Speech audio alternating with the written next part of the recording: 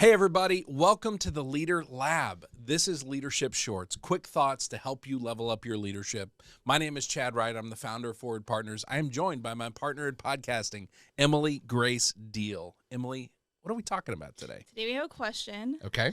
Partnerships in business often fail, resulting in terrible fallouts for everyone involved. Yeah. How do we build a foundation for a healthy partnership to ensure it's productive and profitable? Okay.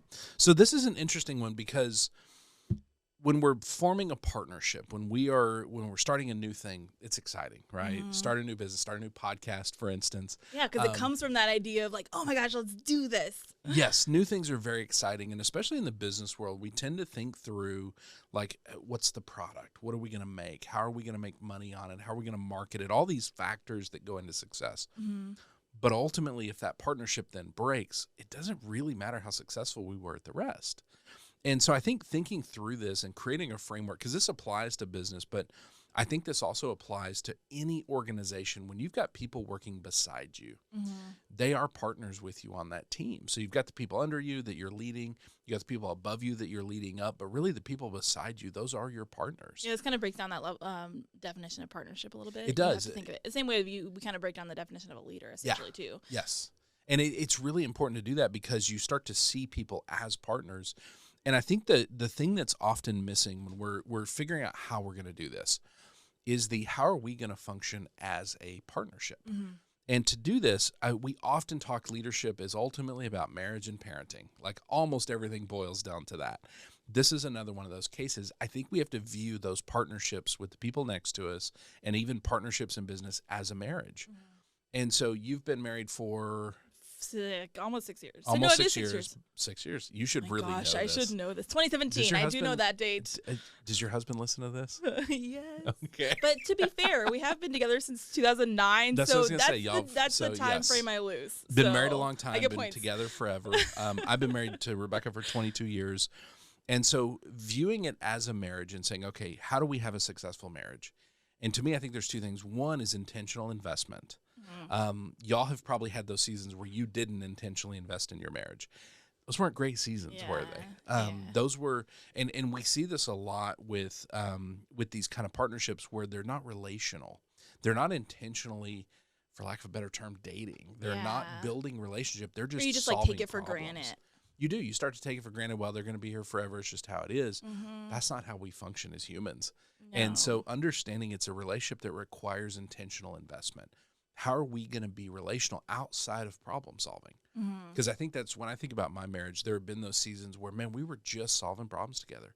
Yeah. We were not actually relational with one another. Yeah. And so I think it's easy to get in that mode with a business partnership or an organizational partnership. Yeah. That's the same instead of trying to be like constantly saying, okay, what are we doing today together? Yeah. What is this? What have we done this week together?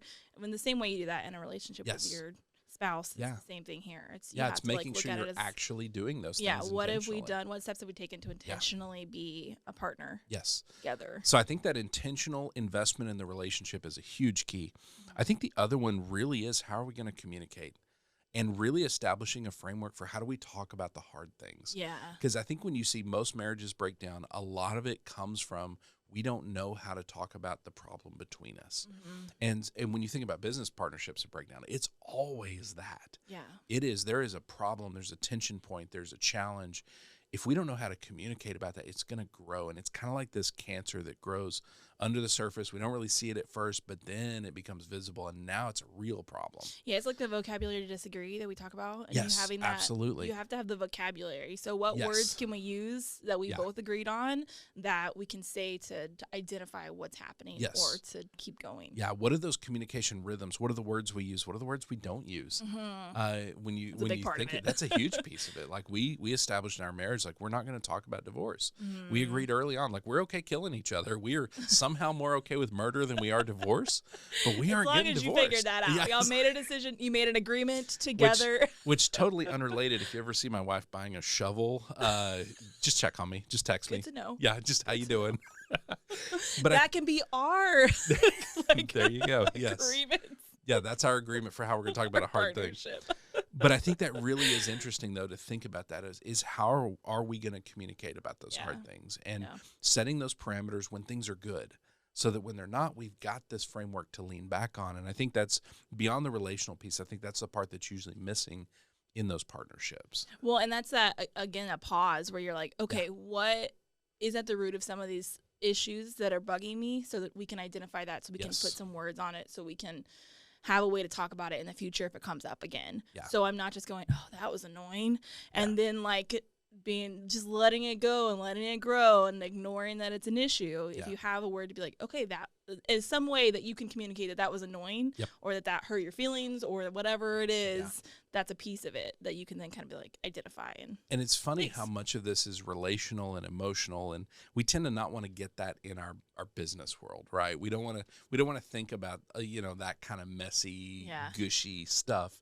But at the end of the day, like, it's humans trying to do something together. Yeah. We're trying to achieve a goal. Everything is going to be messy, so it's easier if you kind of identify it and know how to fix it or that's work the key, through right? it. It's assigning vocabulary to it. Once we can identify it and name it, now we can talk about it. Yeah, because the this is just a job, you're just my boss identification is almost never accurate. No, it's not, because we have such an outsized effect on the people around us. And so, again, we talk a lot about showing up as a healthy leader.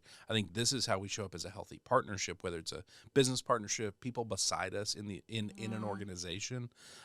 This has a massive practical effect. This is not just theoretical to think about. This is truly practical. So I like thinking about this from that leadership perspective. So if you're in a partnership, invest in it very intentionally. How are you going to be relational together outside of solving problems?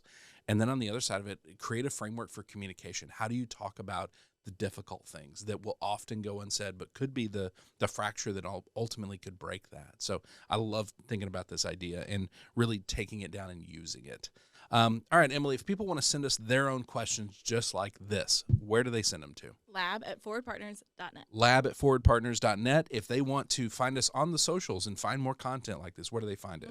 @forwardpartner. @forwardpartner. Emily, thank you for doing this. Danny, thank you for producing. Wilco Workspaces, thank you for partnering with us. We will see you right here in the Leader Lab for Leadership Shorts.